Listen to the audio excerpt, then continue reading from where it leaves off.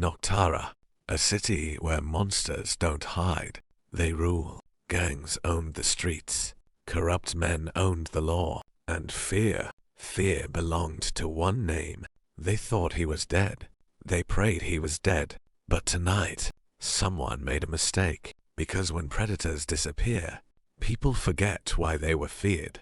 And Noctara was about to remember the last predator.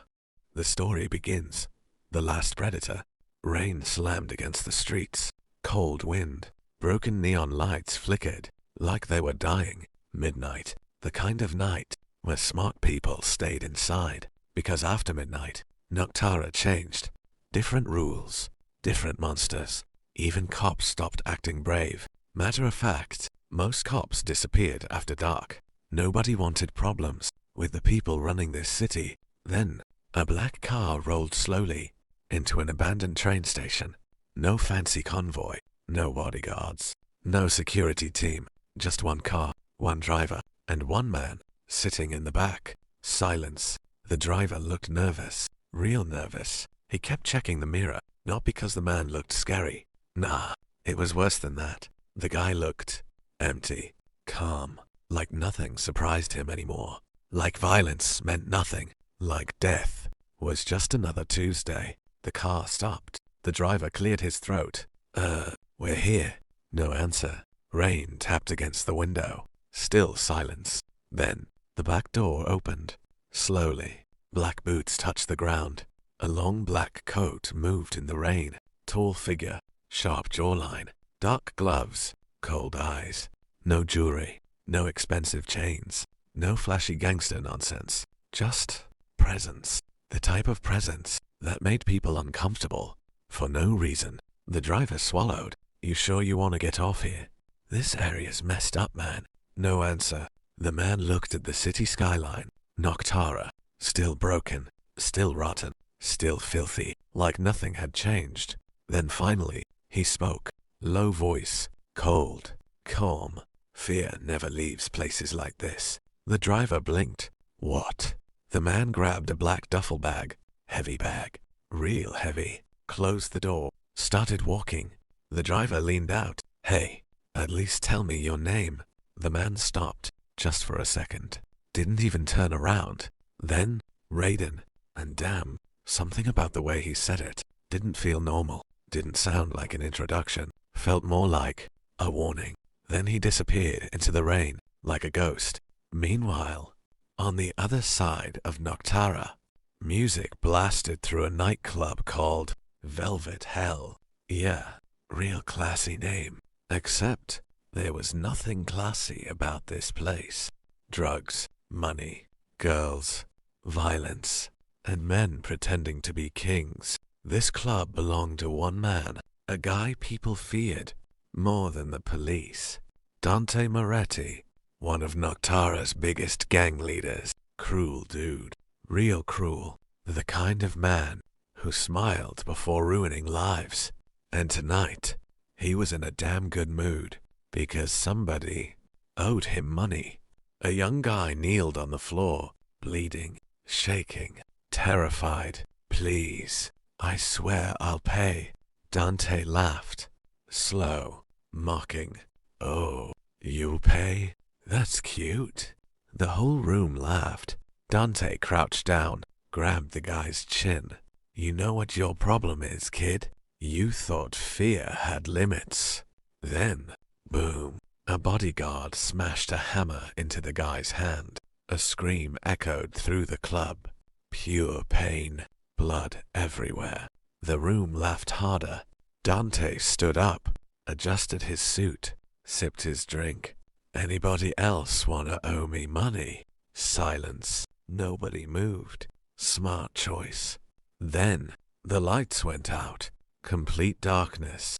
Music stopped. Everything stopped. Silence. Dante frowned. The hell? A guard touched his earpiece. No signal. What? Boss. The cameras are dead too. Silence. Then, footsteps. Slow. Heavy. Coming down the hallway. Not running. Walking. Like whoever it was Didn't care who owned this place. One guard grabbed his gun. I got this. He walked outside. 5 seconds. 10 seconds. Then, nothing. No gunshot. No scream. No voice. Nothing. Another guard frowned. Yo, that ain't normal. Then, THUD. Something rolled through the doorway. Everybody looked down. Silence. Then panic. Because it wasn't something. It was a head. The guard's head. Blood everywhere. And taped to it. A note. Dante picked it up. Read it. His smile disappeared. 3 words. Debt collector arrived. The whole room suddenly felt cold. And somewhere outside, those slow footsteps were getting closer. The room went dead silent. Nobody laughed anymore. Nobody moved. Nah. Everybody just stared. At the head. At the blood. At the note. And for the first time that night, Dante Moretti looked uncomfortable. Not scared. Not yet. But uncomfortable. Yeah, that was new. He slowly crushed the paper in his hand, then looked at his men. Who the hell is playing games with me? Nobody answered, because deep down, everybody felt it. Something was wrong. Real wrong. Then, footsteps. Closer now. Slow. Heavy. Calm. Like whoever was outside. Had all damn night. One bodyguard grabbed his rifle. Boss, should I handle this? Dante lit a cigarette. Tried to act normal. Tried to stay king. Go. The guard nodded. Walked toward the door. Gun ready. Heart racing. The hallway outside. Dark. Quiet. Too quiet. Rain echoed through broken windows. The guy swallowed. Yo, come out. Nothing. Silence. Then, a voice. Cold. Calm. From the darkness. You people talk too much. The guard turned fast. Gun raised. Nothing there. What the? Then, crack.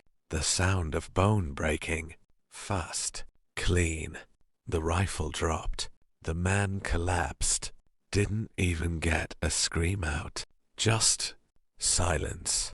Inside the room, everyone heard it. Dante's jaw tightened. Damn it. Another bodyguard stood up. I got him. Big guy. Tattoos. Built like a truck. The type who thought muscles solved problems. He walked out smiling. Man, you picked the wrong club tonight. No answer. The hallway stayed quiet. Then, a figure stepped from the shadows. Black coat. Rain dripping. Hands inside pockets. Calm face. Cold eyes. No anger. No emotion. Just stillness.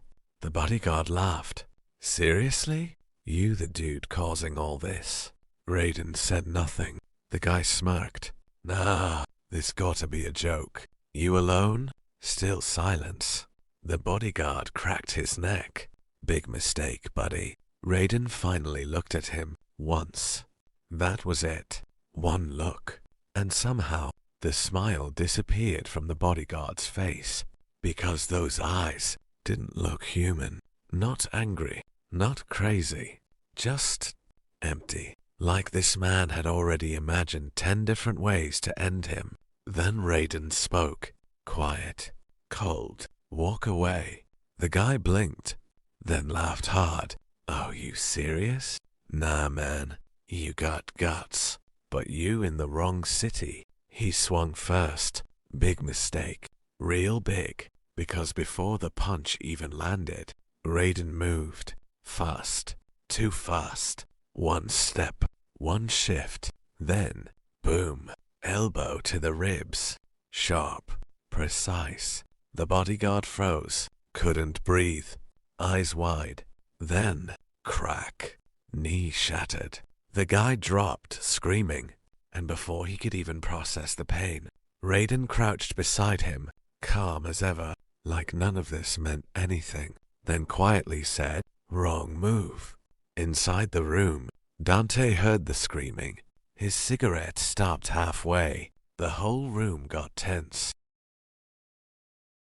One guy whispered, "Yo, who the hell is this dude?" Nobody knew, and somehow that made it worse. Then the hallway went silent again.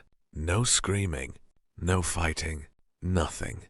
And slowly, very slowly, the door opened. Raiden walked in, alone. Black coat untouched. No panic, no rush. Just calm, like he had simply taken a walk. Everybody aimed guns. 10 guns, maybe more. Raiden looked around the room once. Cheap suits, fake confidence, cowards hiding behind weapons. Then his eyes landed on Dante. Silence, heavy silence. Dante stood up, tried to smile, tried to stay in control. Well, you got everybody's attention. Raiden pulled out a chair, sat down, like he owned the damn place. Then calmly placed something on the table, a photo.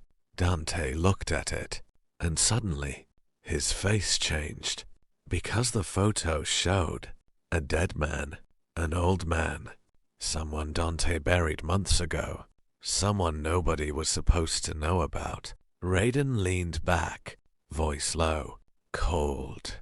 "You remember him?" Dante said nothing, didn't smile anymore, didn't joke anymore, and for the first time that night, fear knocked softly at the door. Raiden tilted his head, then said, "Good, because tonight, you're gonna tell me why he died." The last predator. The hallway went dead silent, dark, cold, too damn quiet. The 3 men stood frozen, hands on guns, eyes locked on the darkness. Then, footsteps, slow, heavy, coming closer. Not rushed, not nervous, calm, like whoever was walking down that hallway already knew how this night ended. One thug forced a laugh. Nah, this creepy movie stuff ain't funny. Nobody laughed back, because deep down, something felt wrong, real wrong. The second guy raised his flashlight, light shaking a little. "Yo, who's there?" No answer, just footsteps, closer now. Then, a figure stepped out of the darkness. Black coat, dark gloves, cold eyes, hands inside pockets, rainwater dripping from the edge of his coat. And somehow, the hallway suddenly felt smaller. One thug frowned. "Who the hell are you?" Silence. Raiden stopped walking, looked at all 3 once, like he already measured them. Weak, predictable, easy. Then calmly, "You got 10 seconds. The first guy blinked. "What?" Raiden tilted his head slightly, voice colder now. "Walk away." Silence. Then, the third guy laughed. Hard. "Oh damn. Look at this dude. You some kind of superhero." The others laughed too. Big mistake. Real damn big mistake. Because Raiden didn't laugh, didn't react. Nothing. That calm? Yeah, that calm scared people. The first thug stepped forward, gun raised. "Nah, buddy. You the one walking away." Raiden looked at the gun, then looked back at him. Small pause. Then quietly, "No." And suddenly, everything moved fast. Too damn fast. Before anybody understood what happened, Raiden was already moving. One step, one shift. Then, crack. The gunman hit the wall hard. Hard enough to dent it. Out cold. Didn't even get a scream out. The second thug panicked. Shoot him. Bang. Gunshot. Missed. Raiden moved sideways. Fast. Smooth. Like he'd done this his whole life. Then, boom. Straight punch to the ribs. Guy folded instantly. Couldn't breathe. Couldn't stand. Dropped like a broken puppet. Third thug pulled a knife. Hands shaking now. "Yo, chill. You crazy?" Raiden looked at him. Cold stare. Emotionless.